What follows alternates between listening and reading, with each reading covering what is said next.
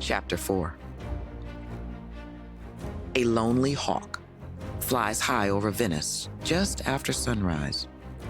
The Defancio building complex and plaza are just beginning to come to life. The guards wander the nearby streets, checking to make sure all is secure with the local vendors and beggars. Elmo is dressed as a beggar and sits slightly away from the usual collection of beggars on one side of the street by the plaza. The others are gathering for the normal street traffic around the plaza. Two of the Defancio guards approach the group of beggars as they walk down the narrow street towards the plaza, dropping coins for each as per their standing orders. As the guards approach Elmo, they seize him and drag him to the gates of the Defancio building and then inside. Edmondo, the lead guard, knocks and enters the opulent office where Defancio sits behind an expensive engraved desk in a room that is full of paintings and draped hangings. Edmondo waits till Defancio glanced up from his paperwork. "Sir, we caught a man dressed as a beggar lurking around the plaza area. He will not tell us what he is doing there. We have checked. No one seems to know him. He has an unusual tattoo on his forearm." Defancio motions to Edmondo. "Bring him here." Edmondo leaves the room for a short period of time as Defancio continues his paperwork. A few minutes later, Defancio reacts to a knock. As the door opens, Edmondo enters the lavish office with Elmo dressed as a beggar, dragging him to stand in front of the desk. Defancio stares at the captive with a face hinting anger. "So why are you lurking outside my home?" Edmondo responds. "Please, sir, I'm just a poor beggar. I arrived in Venice looking for a bit of food or a coin. I mean no harm." Defancio is not convinced.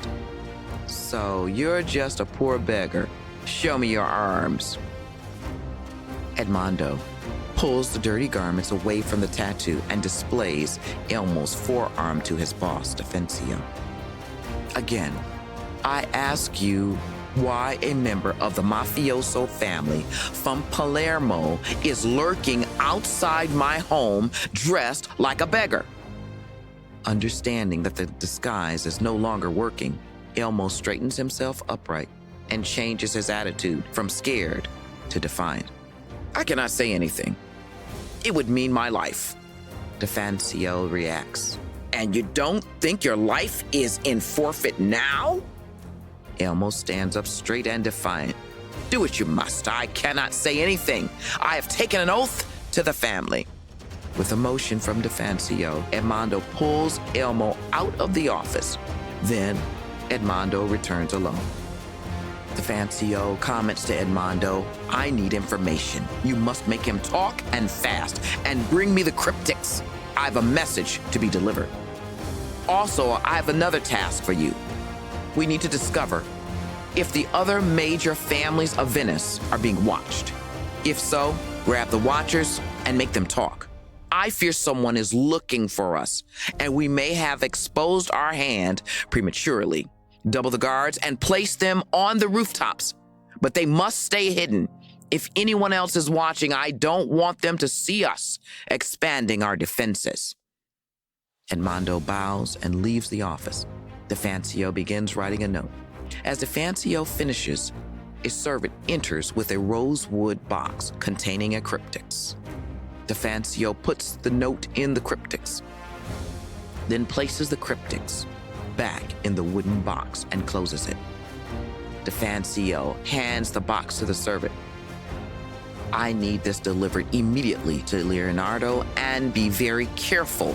There may be dangerous people watching." The servant bows and leaves the room. Shortly after the servant leaves Defancio's office, a boat slips out of the boathouse behind Defancio's house and joins others as they head down the canal towards the open market for buying food. The boat slowly slips away from the main traffic and heads toward the mainland across the bay. In the evening torchlight, Vital and a man known as Lorenz, who has a long scar on his cheek, meet in the shadows of a warehouse on the north edge of Venice. Both look around to ensure no one is following. Vital speaks. The man assigned to watch Defancio did not return this evening. Lorenz turns to him with a questioning look. Find him. Find out what happened. Were there any other developments? Nothing of interest, just normal traffic at other houses. Lorenz glances around again to make sure no one has appeared. We need to be careful not to alert the Freemasons to our search. Until the brother assigned to watch Defancio's home is located and his disappearance is explained, I want double resources assigned to the house, and I want them well hidden. In Rome, two men of the church are talking in a quiet office on the second floor of the Vatican. There are rumors that the Palermo mafia found hints of the Freemason treasures. I need you to track them and try to grab the treasure before they can get their hands on it. Yes, Father. I'll leave immediately.